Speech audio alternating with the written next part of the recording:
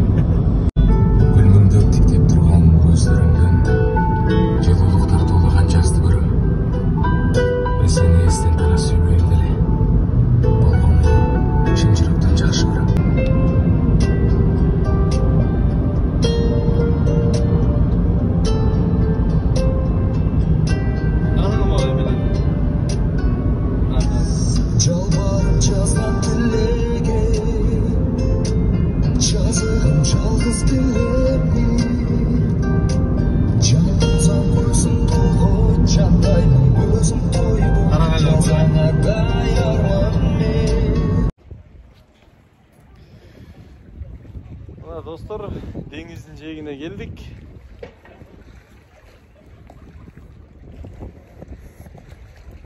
Taşla görünüyor atau? Baltika denizinin boyu.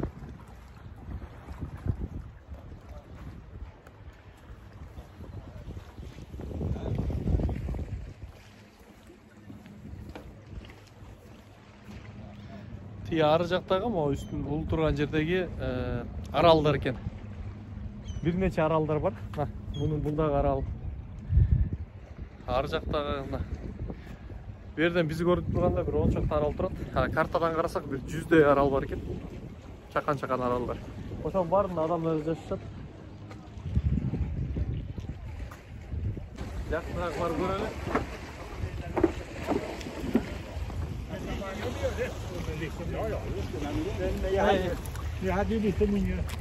Baltika denizi. Aldın arttagı aralдар eкен. Aralдар бул жакта болсо үйлөр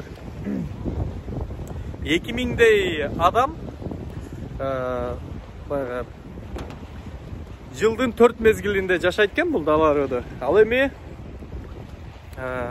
kış kızın 15.000'e çeyin jetken sebebi, jay kızın 15.000'e çeyin jetken sebebi, jayında gün жылуу, anan bul jaka gelip es alışıp dengizin jeginde жашашып, ушул жакта күндү өткөрөт. Негизи эле бул шведтер жаратылыштагы баягы жаратылышка аябай жакын болушат да.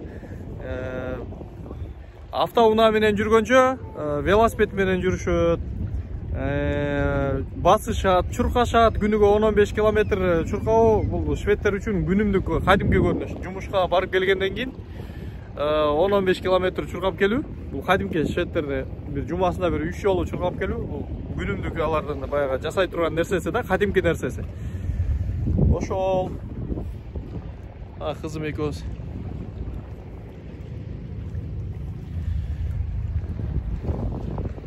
жақта атайында паромдор каттайт экен. Бул ар жакта арал менен бул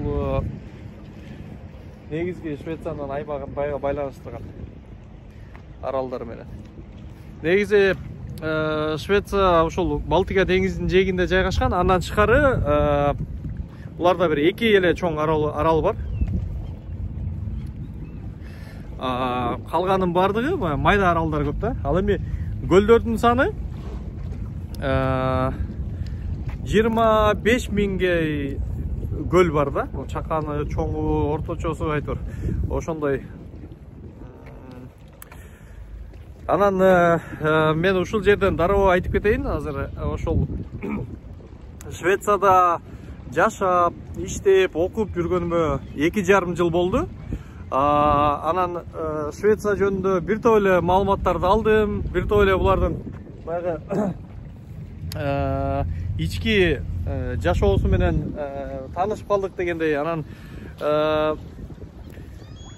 ошол Швециядагы элдердин турмушу, бул жактагы жашоо образы, бардык тармактарда билим берүүсү, саламаттыкты сактоосу, транспорт, коопсуздук, жолдору, инфраструктура, шаарлары, башкаруусу, баягы өлкөнүн түзүлүшү, айтор эмне болгон суроолор болсо бардыгына ошолор боюнча видеолорду тартып, анан мен ошол көптөн бери иштебей турган YouTube каналым бар болчу, ошол каналга жүктөп, анан мындан ары активдүү ошол каналды иштетүүнү чечтим. Ошондуктан Швеция жөнүндө кенен маалымат билгиңер келсе, негизи эле баягы бул жака келбесе, баягы келүүнүн деле кереги жок. Болгону мындай булардын баягы жакшы жактарынан сабак болсун деп, ошондо ошолор үчүн деле мындай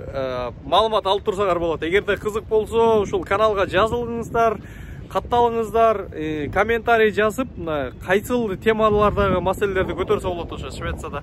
Ошолор боюнча дагы эгерде сиздер дагы сунуш берсеңиздер, ошол темадагы видео тартканга аракет кылабыз. Анан албетте бул жакта Швецияда 10 жылдап, 20 жылдап жашап, анан кийин отурукташып, үй жайлуу болуп, жакшы жумуштарга иштеп, айтору мындай отурукташып калган байке эжелерибиз бар.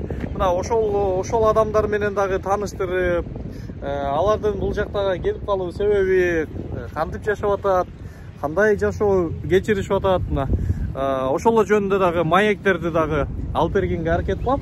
Анан Швецияда эми мындай расмий 2-3 миң, болбосо бир 10 миңдей кыргыздар жашайт деп айтылып жүрөт, бирок ошол биздин журтташтар, мекендештер, жердештердин бул жактагы жашоолору тууралуу дагы кенен айтып бергенге даярмын. Ошондуктан катталыңыздар, лайк басыңыздар, бөлүшүңүздөр, ошол каналдын баягы көбүрөөк кишилерди көргөнгө жардамдашсаңыздар, бизде дагы мотивация пайда болот, жана ошол көбүрөөк видеолорду тартабыз деп мен сиздерге сөз берем. Бул Инстаграмда Мирбек Айтикеев, Ютубта Мирбек Айтикеев, ТикТокто дагы Мирбек Айтикеев, Фейсбукта дагы, бардык жерде мындай ошентип катталганмын.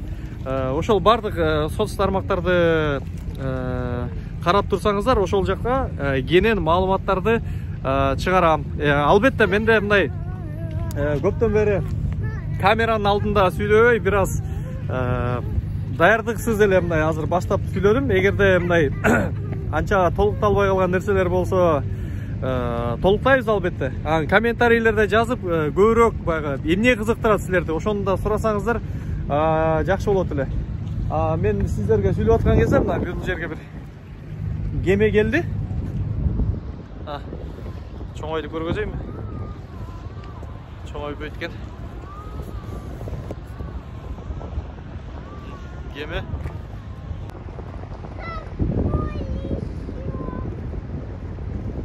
Мына жана көрүп аткан. Чоң экен. Я.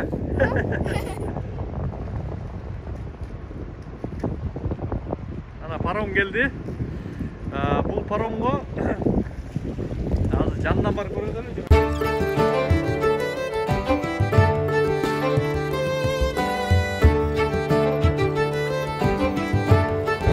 Аралда жашаган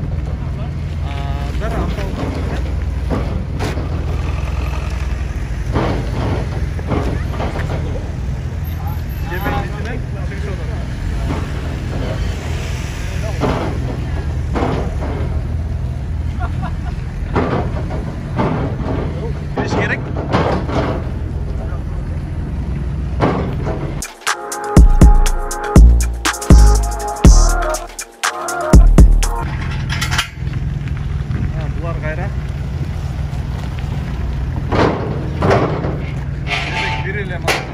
Бир эле автоунаа бар экен. Бир эле автоунаа бар экен. Кетет. Ал кетти.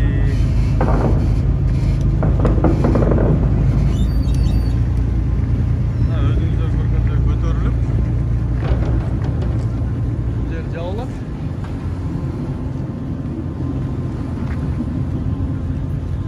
Азыр паром ошо бир унааны жүктөгөн бойдон кайра кийинки аралга кетет. Бул баягы жарым саатта бир же 1 саатта бир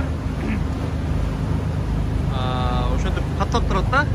Арал менен ошо Швециянын негизги аймактарын байланыштырган кемелер. Бул баягы ошол аралдар көп, ошо аралдарга ошондой кемелер каттап турат. Автоунаасы менен келип кайра кетип жумушка барып келгендер да бар.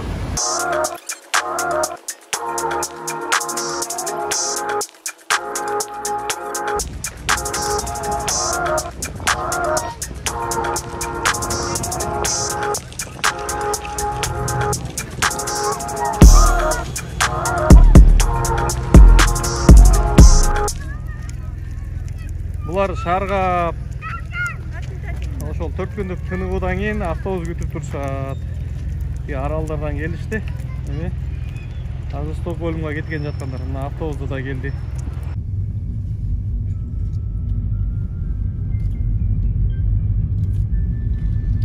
Далары кыштагы бул жерде туруктуу 2000 киши жашайт экен кышы жайы. Ал эми жайкы сезондо 15000 киши келип көбөйөт экен. Ошондо 17-кылымда түзүлгөн кыштак экен айыл. Балтика деңизинин жээгинде. Үйлөрү бияктагы инфраструктура көбү эски, анткени 17-кылымдан берги курулуп анан улам кеңейип аткан экен.